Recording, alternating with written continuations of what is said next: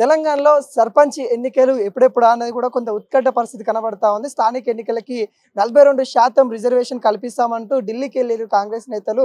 మరి ఈ అంశం గురించి అయితే మాట్లాడదాం. తెలంగాణ రాష్ట్ర సర్పంచ్ల సంఘానికి అధ్యక్షులుగా ఉన్న సుర్వి యాదవ్ గౌడ్ గారు అయితే ఉన్నారు. మాట్లాడించే ప్రయత్నం అయితే చేద్దాము. అన్న నమస్తే అన్న. ఎలా చూస్తున్నారు సర్పంచ్ ఎన్నికలు లేక, సర్పంచులు లేక గ్రామాలు ఎట్లా ఉన్నాయి? ప్రస్తుతానికి దాదాపుగా సంవత్సరం పైన అయిపోయింది. సర్పంచులు లేక గెస్టెడ్ పాలన నడుస్తూ ఉంది. ఎలా ఉందన్న ఈ పాలన? గ్రామ పంచాయతీల పాలన గాలి కొదిలేసినట్టే ఉన్నది.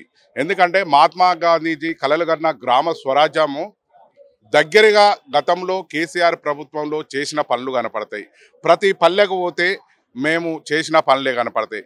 పనులు అంటే డంపింగ్ యార్డ్ కట్టి ఒక ట్రాక్టర్ కొనుగోలు చేసి చిన్న పల్లెల్లో కూడా, అదేవిధంగా ప్రతి ఇంటికి ఒక మంచినీటి నల్లా ఇచ్చి కలెక్షన్ ఇచ్చి, అదేవిధంగా హరితహారంగా ఒక పచ్చదనం గ్రామాల్లో ఫస్ట్ ప్రవేశించగానే పచ్చదనం కనపడుతుంది.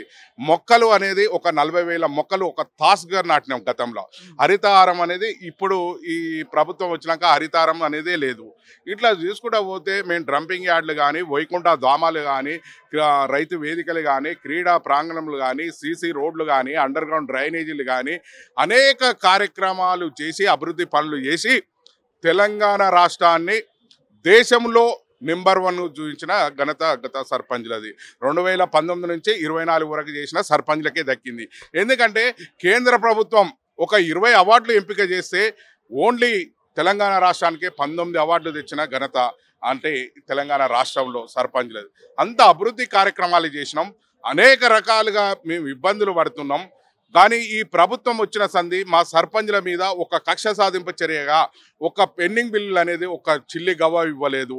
దాదాపు ఈయన పిసిసి ప్రెసిడెంట్గా ఉన్నప్పుడు గతంలో కేంద్ర ప్రభుత్వం నుంచి వెళ్ళి 15th ఫైనాన్స్ లేటుగా పైసలు వచ్చిన, ఎన్ఆర్ఈజిఎస్ పైసలు ఇట్లా లేటుగా పడ్డా మాకు అనేక రకాలుగా ఇబ్బందులు, వడ్డీలు పెరిగేది. ఈయన దాన్ని ఆసరా చేసుకొని సర్పంచులకు మేము అండగా ఉంటాం, సర్పంచులు ఎవరు ఇబ్బంది పడొద్దు, మేము అధికారంలోకి రాగానే మీ సర్పంచుల రూపాయి లేకుండా పెండింగ్ బిల్లులు చెల్లిస్తామని చెప్పిండు. కానీ రూపాయి ఇవ్వలేదు. ఇప్పటికీ 21 నెలలు అవుతున్నది. 21 నెలల సంధి కనీసము స్టేట్ ఫైనాన్స్ నుంచి వెళ్ళి ఒక చిల్లి గవ్వ ఇవ్వని ప్రభుత్వం ఏదంటే బహుశా రేవంత్ రెడ్డి సర్కారే అని క్లియర్గా కనపడుతుంది. ఇట్లా చూసుకుంటా పోతే గ్రామంలో మేము సర్పంచులం పెండింగ్ బిల్లు లేమని ప్రతి ఎక్కని అంటే కలవని అధికారి లేడు, కలవని ప్రజాప్రతినిధి లేరు.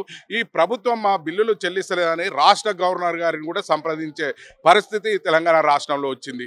అయితే మా పెండింగ్ బిల్లులు ఇస్తలేరని నిరసనలు తెలిపినాం.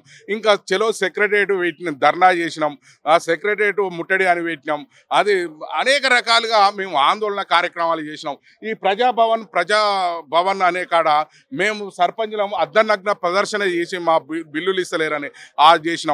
లాస్ట్కు ఒక జూబ్లీస్ పెద్దమ్మ తల్లి, ఒక మైమగల్ల తల్లి ఈ ప్రభుత్వానికి కనికరం కలగాలంటే ఆ దేవతను ముక్తనన్న ఈ రేవంత్ రెడ్డి సర్కార్కు కొంచెం కళ్ళు తెరుచుకుంటాయని మేము వస్తే వీడికి పెద్దమ్మ గుడికి వస్తే అర్ధరాత్రి తీసుకుపోయి మమ్మల్ని పోలీస్ స్టేషన్లో అరెస్ట్ చేసిర్రు. అంటే అరెస్టులతో నిర్బంధాలతో మా బిల్లులు ఇవ్వకుండా మమ్మల్ని అణిచివేస్తున్నారు.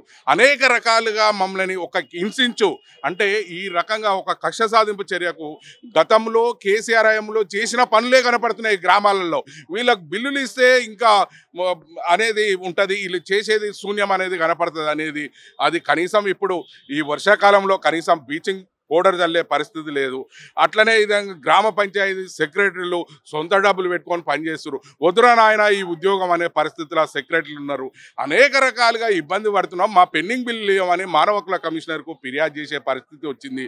మేము ఫిర్యాదు చేస్తే ఇదే పంచాయతీరాజ్ కమిషనర్ గారికి మా పని చేయించరు, మా బిల్లులు ఇవ్వమని మేము ఫిర్యాదు చేస్తే వారు 4 వారాలు ఇంకా ఇన్ని అంటే 21 నెలలు అవుతున్నది, ఇంకా 4 వారాల గడువు అడిగారు. మరి 4 వారాలల్లో మా బిల్లులు చేస్తారా అనేది దేవుడికి తెలుసు.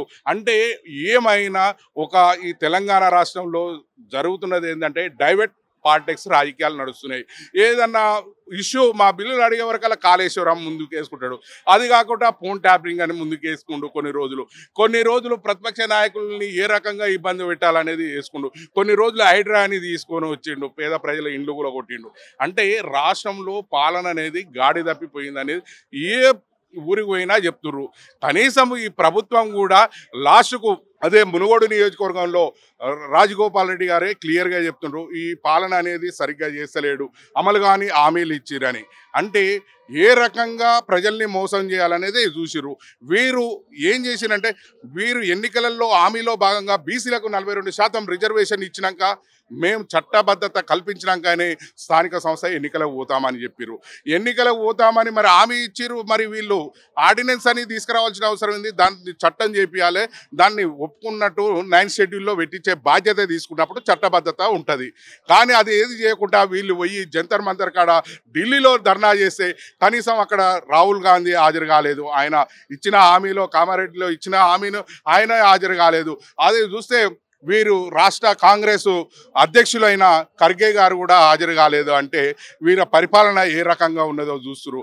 వీళ్ళు ధర్నాలు చేస్తున్నారు కానీ అఖిల పక్షాన్ని తోలుకొని పోయి కనీసం తమిళనాడు తరాల్లో గతంలో జయలలిత ఇది బీసీలకు 42% రిజర్వేషన్ ఏ విధంగా సాధించిందో ఆమెను ఆదర్శంగా తీసుకోవాల్సిన ఈ కాంగ్రెస్ ప్రభుత్వం ఇక్కడ ఉన్న ప్రతిపక్ష పార్టీలను కుల సంఘాలను అన్ని తీసుకొని పోయి వారు ప్రధాని మంత్రిని ఒప్పించే విధంగా వారిని మెప్పించి మనం సాధించుకునే విధంగా ఉండాలి. కానీ ఒక రాష్ట్రంలో డైవర్ట్ పాలిటిక్స్ రాజకీయంగా నడుస్తుంది. ఒక రాజకీయ బీసీలకు 42% ఒక క్రీడాగానే చూస్తున్నారు. అంతా ప్రజల్ని ఏ రకంగా మోసం చేయాలనేది చూస్తున్నారు, ప్రజలంతా గ్రహిస్తున్నారు. కాబట్టి మీరు 42% రిజర్వేషన్ చట్టబద్ధత కల్పించినాక మీరు ఆర్డినెన్స్ అనేది రాష్ట్రంలో చెల్లదు. మీరు చెల్లుతుందంటే బీసీ సంఘాలు కూడా కొన్ని పాలాభిషేకం చేసిన వాళ్ళు కూడా మళ్ళీ యూటర్ని తీసుకున్నారు, కొన్ని పార్టీలో కొన్ని నాయకులు కూడా యూటర్ని తీసుకున్నారు. కాబట్టి ఇది పెద్ద ఎత్తున బీసీలకు ఇచ్చిన హామీ నెరవేర్చుకోవాలనేది ఒక ఉద్యమం, తెలంగాణ ఉద్యమం ఏ రకంగా ఏ తరంలో నడిచిందో ఆ తరంలోనే బీసీల ఉద్యమం రాబోతుంది. కాబట్టి కాంగ్రెస్ ప్రభుత్వం గ్రహించి స్థానిక సంస్థ ఎన్నికలు ఇప్పటికీ పెట్టకుండా దాదాపు 19 నెలలు అవుతున్నది. 19 నెలల నుంచి గ్రామాల్లో పరిపాలన సర్పంచులు లేరు, ఎంపీడీసీలు 15 నెలలు అవుతుంది, అదేవిధంగా జెడ్పీడీసీలు లేరు. ఆ రకంగా మున్సిపల్ చైర్మన్లు, కార్పొరేట్ చైర్మన్లు, కౌన్సిలర్లు లేరు. అంటే పరిపాలన ప్రజాప్రభుత్వం ప్రజాపాలన అనేది ఒక గాలికి వదిలేసినట్టు కనపడుతుంది. కాబట్టి రేవంత్ రెడ్డి సర్కారు ఒక ప్రజాప్రతినిధి లేకుండా ఇది ప్రజాపాలన ఎట్లయితుందని మేము ప్రశ్నిస్తున్నాం. కాబట్టి ఇప్పటికైనా గ్రహించి ప్రజాపాలన మీద దృష్టి పెట్టాలంటే పల్లెలు పట్టణాలకు ధీటుగా అభివృద్ధి చెందాలంటే గ్రామ పంచాయతీలకు నిధులు రిలీజ్ చేయాలి, గ్రామ పంచాయతీలు ఉన్న సర్పంచ్ల పెండింగ్ బిల్లులు ఇవ్వాలి, నిరుద్యోగులకు ఉద్యోగ అవకాశాలు కల్పించాలి. గ్రామంలో ఇచ్చిన మీరు 6 హామీలు 420 గ్యారంటీలు ఇచ్చిర్రు. అది ఇచ్చిన ప్రధానమైన గ్యారంటీలలో వితంతులు కానీ వాళ్ళు పెన్షన్ వృద్ధులు కానీ వాళ్ళకు 2000 ఉన్నది 4000 చేస్తున్నావు, అదే రకంగా వికలాంగులకు 3000 ఉంటే 6000 చేస్తున్నావు, కళ్యాణ లక్ష్మి పెళ్లి చేసిన వారికి 1,16,000తో పాటు తులం బంగారం ఇస్తున్నావు, చదువుకున్న విద్యార్థులకు స్కూటీలు ఇస్తున్నావు. ఇటువంటివి అన్నీ ఇచ్చి నెరవేర్చి ఇది నువ్వు ప్రజాపాలన వైపు దృష్టి పెట్టవలసినవి. ఈ పాలన గాడికి వదిలేసినావు. రుణమాఫీ నువ్వు చేస్తానని చెప్పి పూర్తి స్థాయిలో చేయలేదు. రైతు బంధు నేను 10,000 ఎకరానికి ఇస్తే నేను 15,000 ఇస్తానని చెప్పినావు. అది కూడా 2 పంటలకు ఎగనామం పెట్టి ఒక మొన్న ఎన్నికలు పెట్టాలనే ఆలోచనతోని ఒకే పంటకు నువ్వు రుణమాఫీ రైతు బంధు వేసినావు.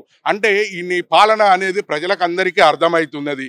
కాబట్టి పాలన పైన దృష్టి పెట్టాలని ఇప్పటికి ప్రజలు కానీ అనేక నిరుద్యోగులకు ఉద్యోగాలు కల్పిస్తానన్నావు. వాళ్ళు నిరుద్యోగులు రోడ్ ఎక్కి అరవటిస్తున్నారు, అనేక రకాలుగా ప్రజలు ఇబ్బంది పడుతున్నారు. కాబట్టి ఇది ప్రజాపాలన కాదు, ఇది రాక్షస పాలన లాగా కనపడుతుంది.